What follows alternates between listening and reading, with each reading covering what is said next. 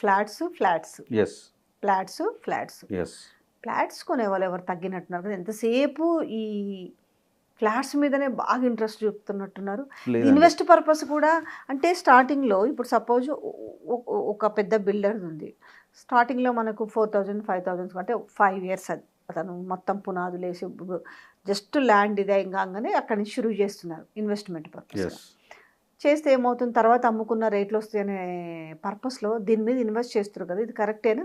ఇప్పుడు investment wrong అండి. ఇప్పుడు ఇన్వెస్ట్ చేసిన వాళ్ళు ఇన్వెస్టర్స్ మీరు అనే పాయింట్ చేతులు కాల్చుకున్నారు, అయిపోయింది.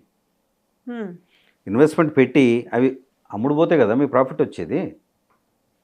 ఇప్పుడు చేతులు కాల్చుకున్నారు.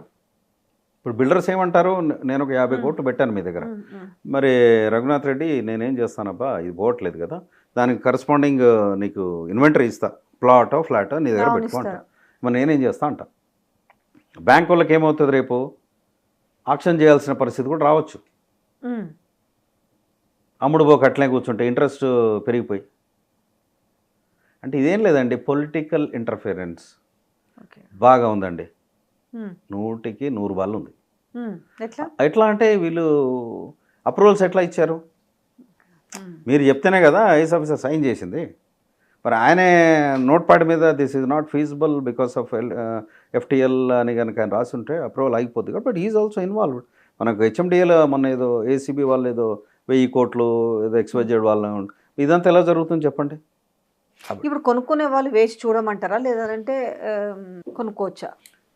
కొనుక్కున్న వాళ్ళు కొనుక్కోవాలి, కానీ మీకున్న దాన్ని బట్టి పోండి.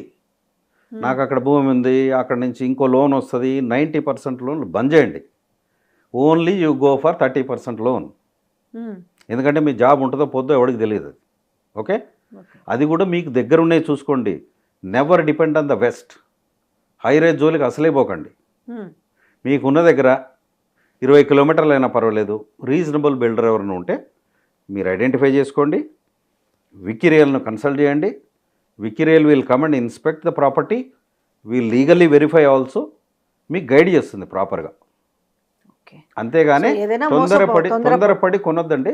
ఇంకో పాయింట్ ఏంటంటే మీరు ల్యాండ్స్ మీద ఇన్వెస్ట్ చేయండి. ఎందుకంటున్నానంటే వికీరియల్ already having a discussion with the big people. ఇందులో ఇంకో క్వశ్చన్ ఉంది. ఇప్పుడు ల్యాండ్స్ కంటే కూడా కళ్ళ ముందు కనిపిస్తుంది. ఇప్పుడు హైదరాబాద్ ఉంది, హైదరాబాద్లో కనీసంగా అదే మళ్ళీ నేను తిరిగి ఆడికే వస్తుంది స్టోరీ అంతా. ఒక బిల్డర్ ఒక అపార్ట్మెంట్ అదే ఒక హై రైజ్ కడుతున్నాడు. స్టార్టింగ్లో ₹1 కోటికే ఒక 2500 స్క్వేర్ ఫీట్ వస్తుంది. సరే మనం అమ్ముకొచ్చేసి ₹1 కోటి ఇన్వెస్ట్ చేస్తే ఒక 5 ఏళ్ళ తర్వాత ఆ ఫ్లాట్ ఖచ్చితంగా 3 కోట్లు అవుతుంది. అంటే ఓ 2 కోట్లు బెనిఫిట్ ఉంది. కానీ భూమి మీద ఇన్వెస్ట్ చేస్తే అంత బెనిఫిట్ లేదు కదా అనే క్వశ్చన్స్ కూడా వస్తున్నాయి. ఇది చాలా మంచి క్వశ్చన్ అండి. దీనికి నేను కొంచెం ఎలాబరేట్గా చెప్తా, వ్యూయర్స్కి అర్థం కావాలి. ఇప్పుడు మీరు ఎక్కడో అమ్మేసుకొని ₹1 కోటి కొంటే 3 కోట్లు అవుతుంది అనేది దిస్ ఈజ్ బిగ్ హంబక్. కనిపిస్తుంది కదా కళ్ళ. నో వే మీరు అనుకుంటున్నారు, ఎక్కడ పెరగదండి. ఇప్పుడు ప్రస్తుతం అపార్ట్మెంట్లు 8000 9000 10,000 స్క్వేర్ ఫీట్ అమ్ముతున్నారండి. ఎప్పుడైనా నా సజెషన్ ఏంటంటే, friendly suggestion to everybody, never get into an apartment or a commercial space or retail space for the sake of earning return on investment. అంటే అర్థము, మీరు పెట్టిన డబ్బుకు నాకు బాగా పెరుగుతుంది అనే ఉద్దేశంగా ఇన్వెస్ట్ చేయకండి. ఇప్పుడు కారణం ఏంటంటే, ఇప్పుడు ఆల్రెడీ రేట్లు చాలా విపరీతంగా అయిపోయాయి. కారణాలు ఏదైనా కావచ్చు, ల్యాండ్లు బాగా హైప్ చేసింది, government is involved, so many things ఏదో ఉండొచ్చు, XYZ. That is a different debate. దాన్ని పెట్టుకుని మీరు 3 కోట్లు అయింది అనేది వేస్ట్. మీకు ఉండాలా ఇల్లు, లేదా ఒకటి కొనుక్కోండి. ఓకే, కానీ ఇన్వెస్ట్మెంట్ వద్దండి. ఇన్వెస్ట్మెంట్ అపార్ట్మెంట్స్ కమర్షియల్ స్పేసెస్లో పెట్టకండి. కమర్షియల్ స్పేసెస్లో కూడా మీకు కొంతమంది ఉన్నారు, పేరు చెప్పను కానీ, 10,000 square feet first floor virtual space అంటే మీకు 10,000 స్క్వేర్ ఫీట్ల 100 అమ్ముతున్నారు. మీకు రిటర్న్ ఆన్ ఇన్వెస్ట్మెంట్ ఇంత ఇస్తామండి అంటున్నారు. దాన్ని కూడా నమ్మకండి.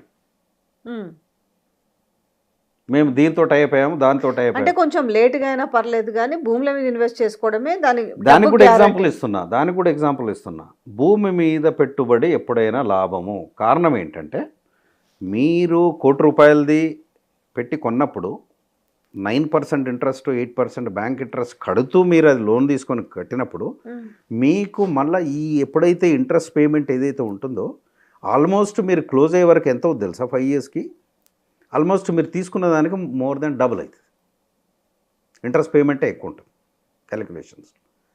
కాబట్టి మీకు అక్కడ వచ్చేటువంటి పెరుగుదల అనేది ఈ ఇంట్రెస్ట్తో కంపేర్ చేస్తే ఏముండదు.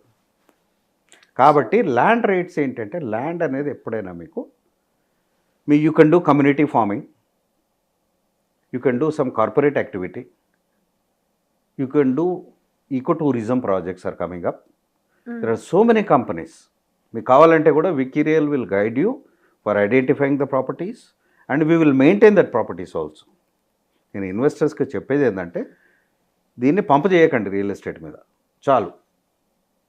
అర్థమైంది. You never do the mistake. Customers కూడా చాలా కాషియస్గా ఉండండి. బ్యాంక్ అప్రూవల్ ఉంది, అది అప్రూవల్ ఉంది, ఇది అప్రూవల్ ఉంది, అన్నీ బాగానే ఉన్నాయి. Don't trust. మీరు డిమాండ్ చేయండి. మీరు డిమాండ్ చేసినప్పుడు వాళ్ళు ఇవ్వకపోతే you go and complaint to RERA. Ranganath గారు ఉన్నారు కదా, ఆయన కూడా కంప్లైంట్ చేయండి. సో వీళ్ళు అడిగిన డాక్యుమెంట్స్ వాళ్ళు చూపించకపోతే డెఫినెట్గా కంప్లైంట్ చేయండి. మీకు అది లేకపోతే జీవితం లేదా ఏంటి? ఈరోజు 3 కోట్ల క్యాష్ ఉన్నోడు చాలా గొప్పోడండి. మీకు 30 అపార్ట్మెంట్లు ఉండొచ్చు, 3 కోట్ల క్యాష్ ఉన్నోడు బెటర్ దెన్ యూ. ఎందుకంటారు? మీకు లిక్విడిటీ ఉండదు కదా అక్కడ. You have property but there is no liquidity. ఎప్పుడు అమ్ముతారు మీరు? Nobody is a taker. చిన్న చిన్న ఏరియాలలో, మంచి మంచి ఏరియాలలో 4,500 4,800 అమ్మటానికి సేలుకు పెడితే కూడా కొనే నాదుడు లేడు. కాబట్టి రియల్ ఎస్టేట్ అనేది never do a business with the real estate. Do a business with the real estate. However look into the parameters of the customers. కస్టమర్స్ని దృష్టిలో పెట్టుకొని చేయండి. ఒక అపార్ట్మెంట్ 50% అయినాక then you launch another project. Don't go by the sentiments. Emotional బ్లాక్మెయిల్స్కు పడకండి అని చెప్తున్నాను. నాకు తెలిసిందే, నా స్టడీ ప్రకారం ఏంటంటే చదువుకున్న వాళ్ళు బాగా నష్టపోతున్నారండి. చదువుకున్నవాడు నష్టపోవట్లే. మంచి పెద్ద కార్లు, మంచి విల్లాస్ అన్నీ ఉంటాయి, డబ్బులు కట్టేస్తున్నారు. They are in trouble. ఇంకోటి రేరా కూడా there is no statutory thing for RERA to verify your documents. మీరు ఇచ్చినే పెట్టుకుంటారు, అంతే నెంబర్ ఇస్తారు. కాబట్టి నేను అనేది ఏంటంటే వికీరియల్ ఉందండి, wikirial.in వెబ్సైట్కి రండి, మాతో కాంటాక్ట్ చేయండి. మీ ఇన్వెస్ట్మెంట్ సేఫ్గా ఉంటాయి. We will guide you properly, we will help you properly. Thank you so much అండి. ఎందుకంటే చాలా విషయాలు చెప్పినాం. ఎప్పుడు చెప్పినా రిపీటెడ్గా ఇవే వస్తున్నాయి. ఎస్. బట్ కొంత నేనైతే ఇప్పటికైతే అవగాహన వచ్చిందని అనుకుంటున్నాం. కాకపోతే ప్రజల్లో ఏముందంటే మాకు ఒకటి ఓ గొప్ప ప్లేస్లో ఒక గొప్ప ఇల్లు ఉండాలని కోరుకుంటారు. తప్పులేదు, కానీ అట్లా దాంట్లో జరుగుతున్న డీమెరిట్స్ కూడా చూసుకోవాలనేదే మనం చెప్తున్నాం. అంటే వాళ్ళు చెప్పేవన్నీ కూడా మెరిట్స్ చెప్తుంటారు, డీమెరిట్స్ కూడా చూసుకోవాలి. ఎగ్జాక్ట్లీ. సో చాలా క్లారిటీగా చెప్పారండి. Thank you so much. నమస్తే.